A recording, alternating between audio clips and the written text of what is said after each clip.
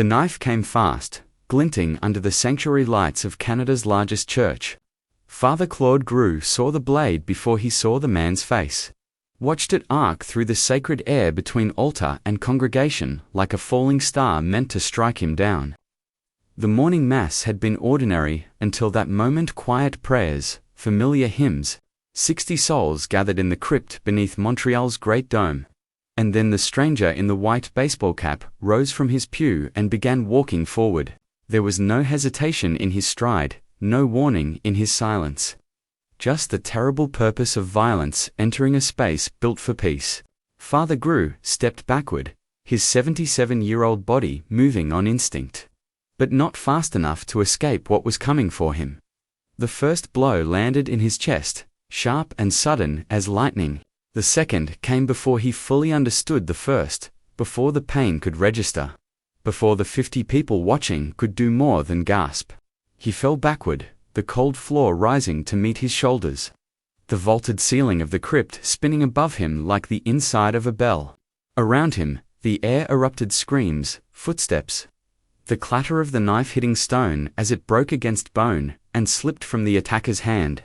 Hands reached for him, not to harm but to help, to pull him away from the stranger who had breached the sanctuary. Other hands seized the assailant, wrestling him down, holding him until help could come. Father Grew felt the ache spreading through his ribs, felt the warmth of his own blood beneath his vestments. But what struck him most was not the panique, was the shock that anyone would bring such darkness into this house of light. The television cameras had captured everything. Salt and Light Catholic Television broadcast the Friday morning liturgy live each week, streaming it to homes across Canada and beyond. And on this March morning in 2019, thousands watched a priest attacked at the moment he was preparing to proclaim the gospel. The video would show the man approaching, the priest recoiling, the congregation surging forward to protect their shepherd. It would show Father Grew rising from the floor, sitting in a wheelchair, leaving the crypt to applause from those relieved to see him, conscious and alive. But what the cameras could not capture was the question forming in every heart present. Why would anyone do this? What darkness drives a soul to strike at a man in the act of worship? The answers would prove as elusive as morning mist. But the witness of what happened next would shine clear and bright. Father Claude Grew had not expected to spend his morning in a hospital bed. He had expected hymns and homilies, bread and wine, the rhythms of a faith he'd practiced for more than 5 decades. Born in the Montreal suburb of St. Laurent in 1942, he'd joined the Congregation of Holy Cross in 1966, a young man drawn to service and prayer. Ordained in 1968, he'd risen through the ranks of his order. Elected Superior General in 1986, a position he held for 12 years before returning to Canada. By 2011, he'd become rector of St. Joseph's Oratory. The massive basilica perched atop Mount Royal like a crown on the city's head. The building was more than a church, it was a pilgrimage site, a monument to faith built by the humble brother André. A place where 2 million visitors came each year to climb the steps, to pray, to seek healing. Father Grew was its steward, its visible face. The one who celebrated Mass each Friday morning for a small gathering in the crypt while the cameras rolled and the faithful tuned in. Before we continue, leave your like, share our story, and subscribe to the channel. Thank you. His days were full of small kindnesses and large responsibilities. He walked the grounds where Brother André had walked, tended the legacy of a saint who'd believed in the power of prayer and the intercession of St. Joseph. He met with pilgrims, blessed the sick, heard confessions in the shadow of the great dome that could be seen from across the city. The oratory was not just a building to him, it was home, sanctuary, the place where heaven and earth seemed to touch. He knew its halls, its chapels, its hidden corners where light fell through stained glass and painted the floors in colors too beautiful for words. He knew the faces of the regular attendees, the ones who came each Friday morning before work, before the day's demands pulled them back into the world. They were his flock, small but faithful, and he shepherded them with the gentle authority of a man who'd spent his life in service. That Friday morning had begun like all the others. The alarm, the prayers, the vestments laid out in preparation. The walk through the corridors to the crypt church, where the faithful were already gathering in the pews. The air carried the scent of candle wax and old stone, the particular smell of sacred spaces that have held centuries of prayer. Father Grew took his place behind the altar, the bread and wine prepared, the readings marked in the liturgy. At 8:30, the Mass began the sign of the cross. The opening prayer, the rhythm of worship that had sustained him through decades. He did not notice the tall man in the white cap who sat in the back, did not mark him as different from any other soul seeking solace in the early hours. There was no premonition, no warning whisper of the Holy Spirit. Just the ordinary unfolding of an ordinary Mass on what he thought would be an ordinary day. But 8 minutes into the liturgy, ordinariness shattered. Adele Plamondon, finishing the day's reading, saw the man rise from his pew. She watched him walk forward with purpose. Watched him reach beneath his jacket and draw out what looked like a kitchen knife. The realization hit her like cold water. This was not a man coming forward to pray. Not a pilgrim seeking blessing, but someone with violence on his mind and a weapon in his hand. She screamed, the sound echoing through the crypt.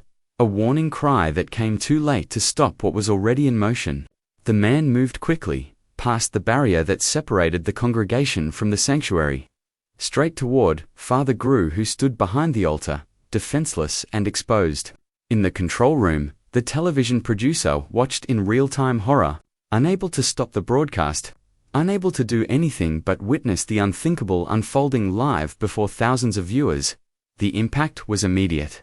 Father Grew stumbled backward, his hands moving to his chest where the blade had struck.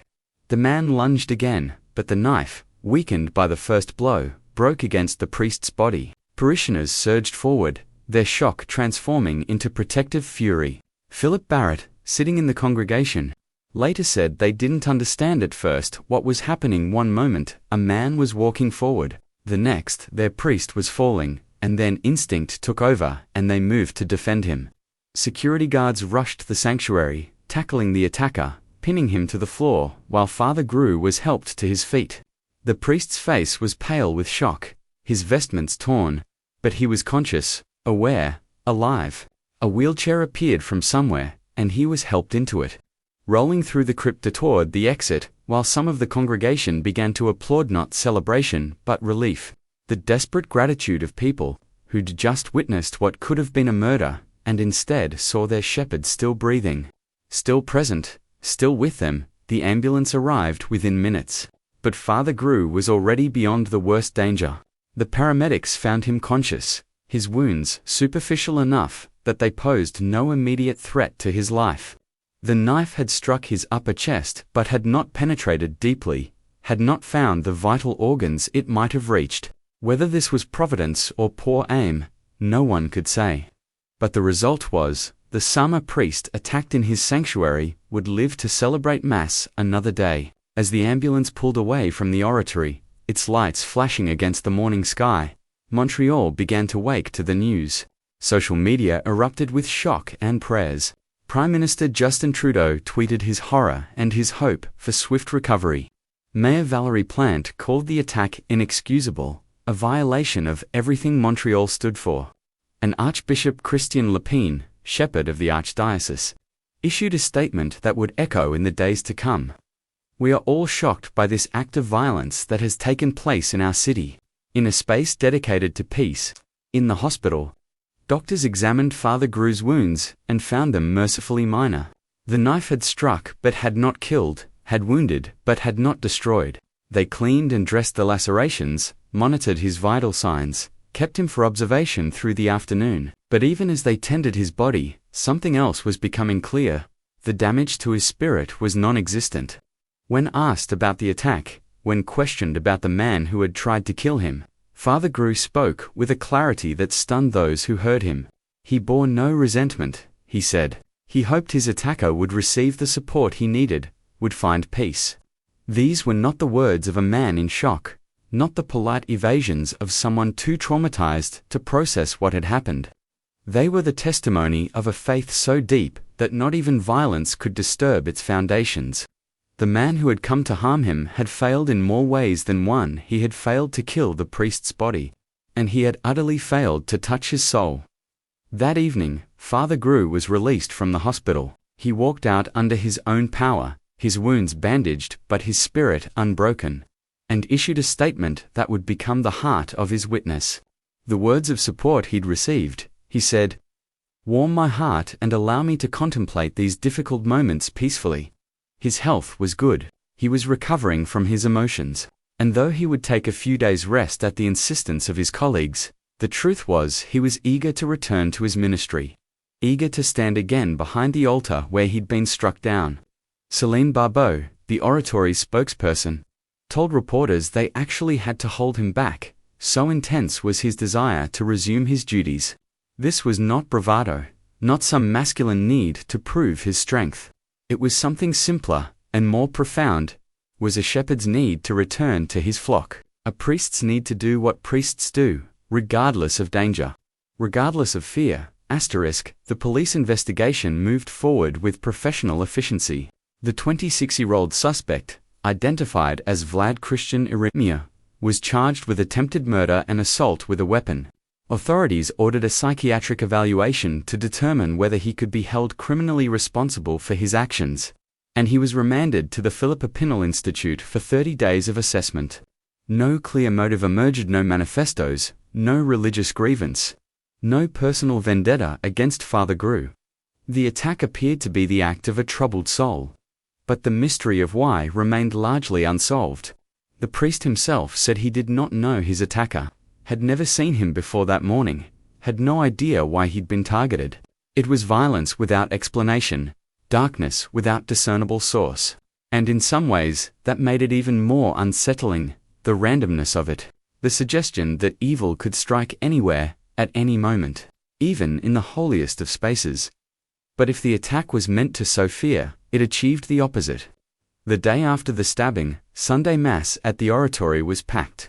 The pews filled with people who came not just to pray but to bear witness, to say with their presence that violence would not drive them from their house of worship.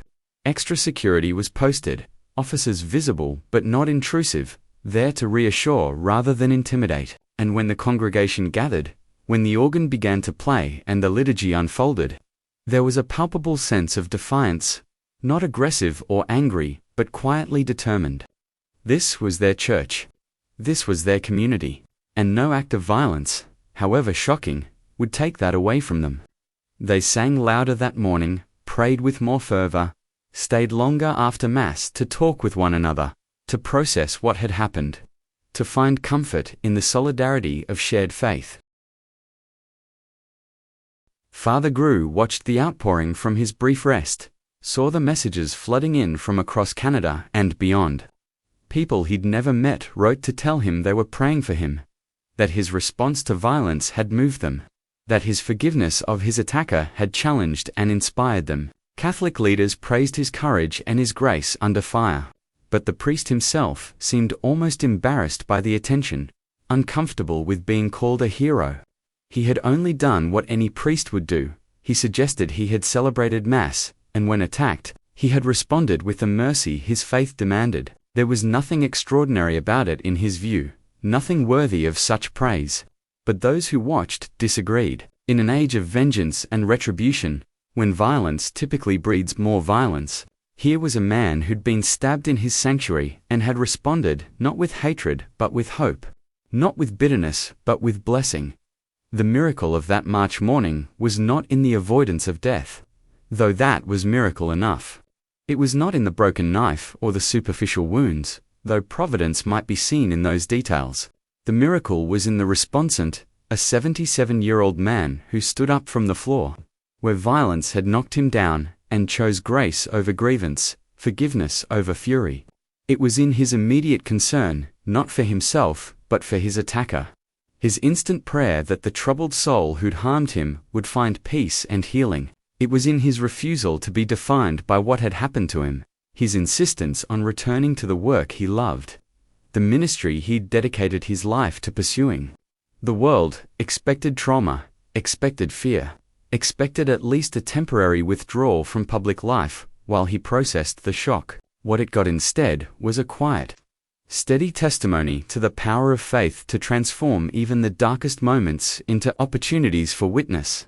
In the days that followed, as Father Grew rested and healed, the story spread far beyond Montreal. News outlets across Canada and the United States picked it up. The priest stabbed during live television mass, the attack captured in real time, the victim's remarkable response of forgiveness and grace. Some saw it as a reminder of the vulnerability of religious spaces. The way houses of worship had become targets in an increasingly polarized world. Others saw it as a testament to the strength of faith. The way belief could sustain a person through even the most violent assault. And still others saw it simply as the story of one good man who'd been tested in fire and had emerged with his goodness intact, his faith unshaken, his capacity for love and mercy undimmed by suffering. The oratory itself became a kind of shrine to that witness. Visitors came to see where it had happened, to pray in the crypt where Father Grew had been struck down, to light candles in memory of that morning when violence entered but did not conquer. The story was added to the long history of the place, to the centuries of prayer and pilgrimage that had made St. Joseph's Oratory a beacon of faith on Montreal's mountain. Brother André, the humble doorkeeper who'd founded the shrine, had believed in the power of simple, persistent prayer. In the faithfulness of St. Joseph, in the presence of God, in the midst of suffering, his spiritual descendant, the rector who carried his legacy forward, had proven those beliefs true in the most visceral way possible, by living them in the moment when everything hung in the balance. When Father Grew finally returned to celebrate Mass again, the crypt was full. People came from across the city, some who'd been there that terrible morning, others who just wanted to see him back where he belonged. Behind the altar, proclaiming the gospel, breaking the bread.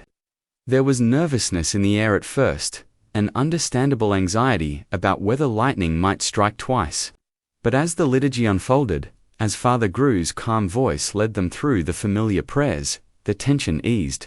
This was what healing looked like, not the absence of memory, not the pretense that nothing had happened, but the courage to continue, to not let fear win, to keep doing the work of faith, even when that work had proven dangerous. The priest's presence was itself a sermon, more powerful than any words he might have spoken from the pulpit. He was here. He was whole. He had not been broken, and his being there gave everyone else permission to be unbroken too. The man who had attacked him was eventually found fit to stand trial, though the details of his motivation remained murky. Mental illness, perhaps, or some private darkness that would never fully come to light. In the end, the why mattered less than the what had happened, and more importantly, what hadn't happened. Violence had not begotten violence. Hatred had not taken root. Fear had not triumphed. The church had not closed its doors.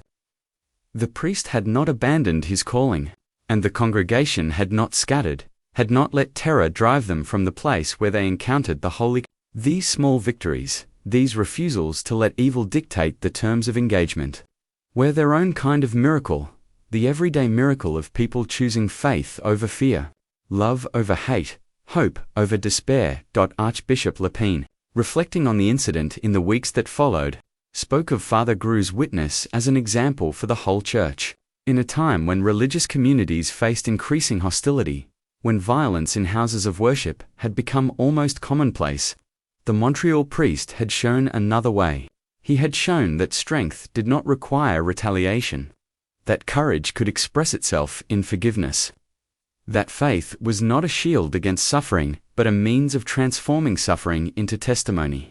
These were ancient truths, bedrock principles of Christian belief, but they were not often lived out so publicly, so immediately, so completely.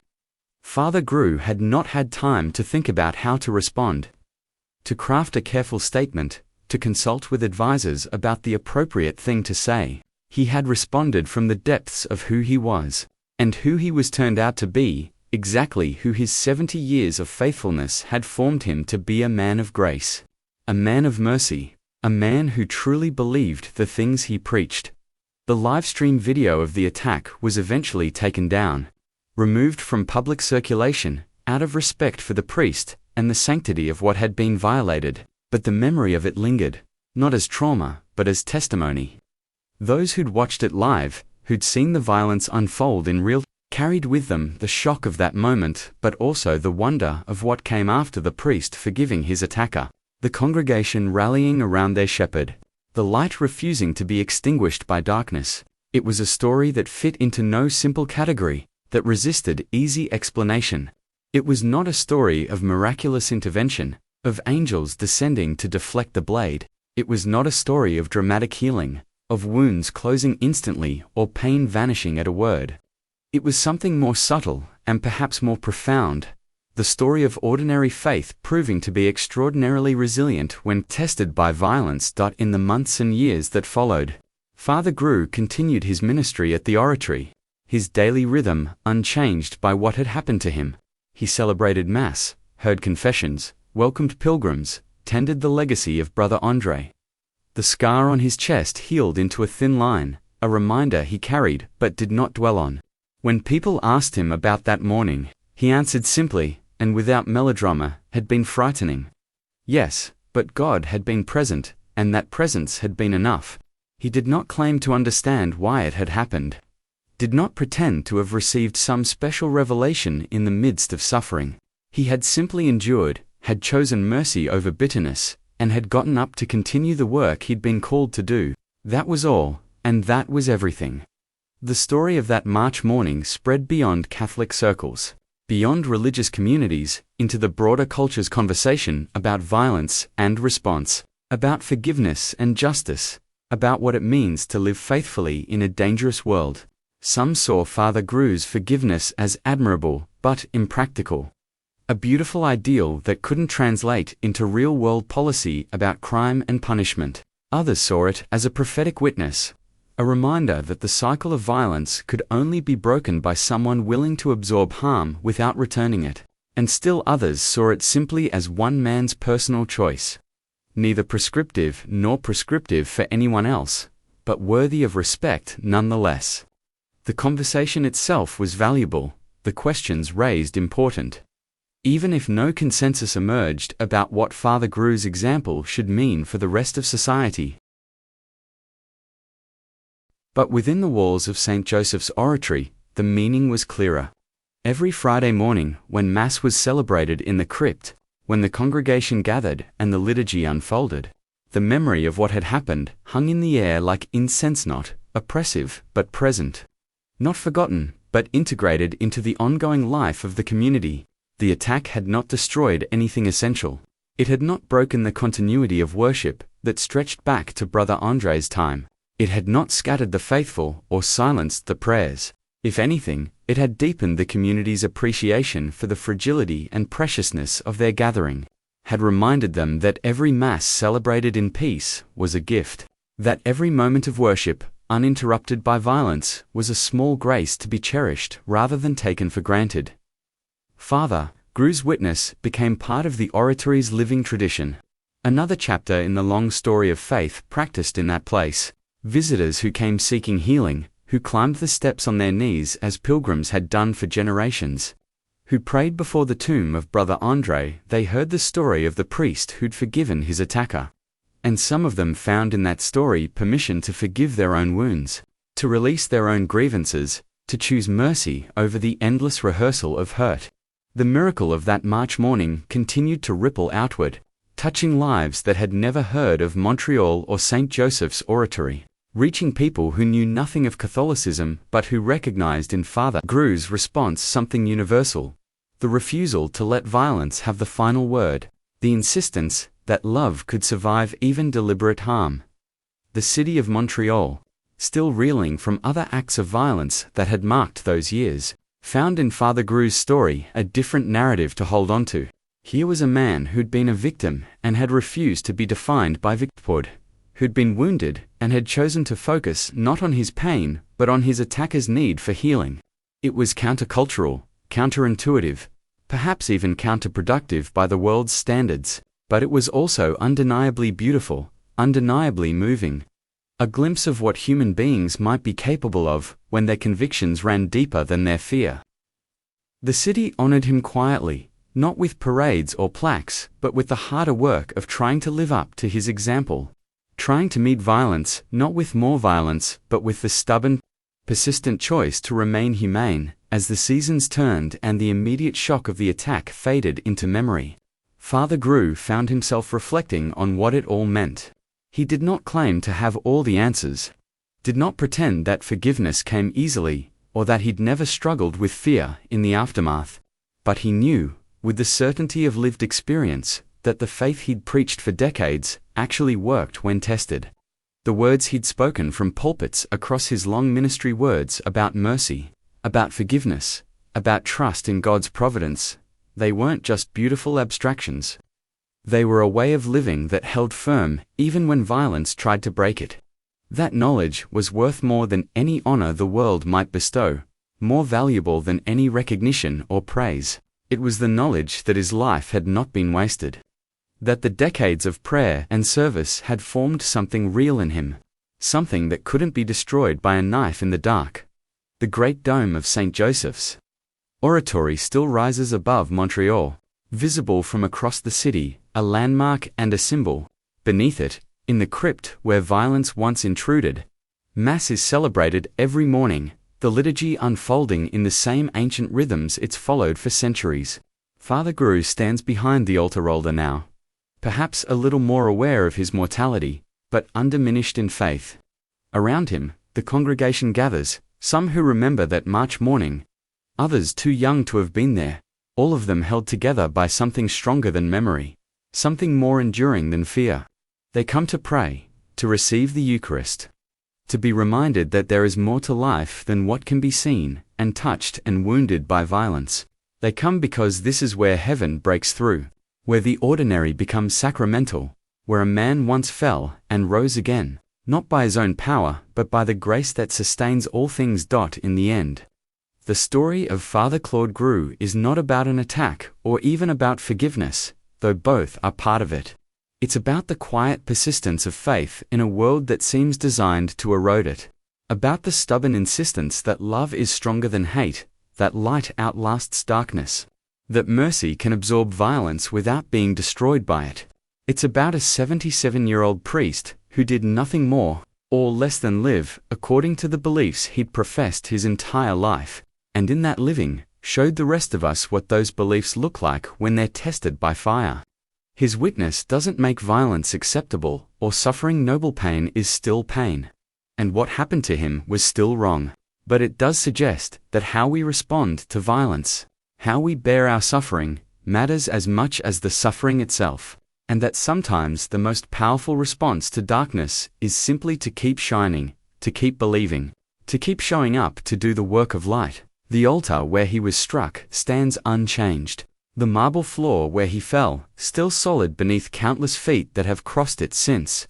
The crypt holds no plaque marking the spot, no memorial to commemorate what happened there.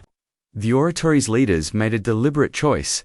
This would not be a shrine to trauma, but simply the place where Mass is celebrated, where the faithful gather, where life goes on. Father Grew agreed with that decision, understood it instinctively. What happened to him was not the point, was never the point. The point was what happened through him, what continues to happen every time someone chooses grace over grievance, every time faith proves stronger than fear, every time a community refuses to let violence define their story. That's the real miracle of that March morning, not that a priest survived an attack, but that a priest, having survived, chose to live in a way that made the survival mean something. That transformed a moment of violence into a testimony of enduring grace.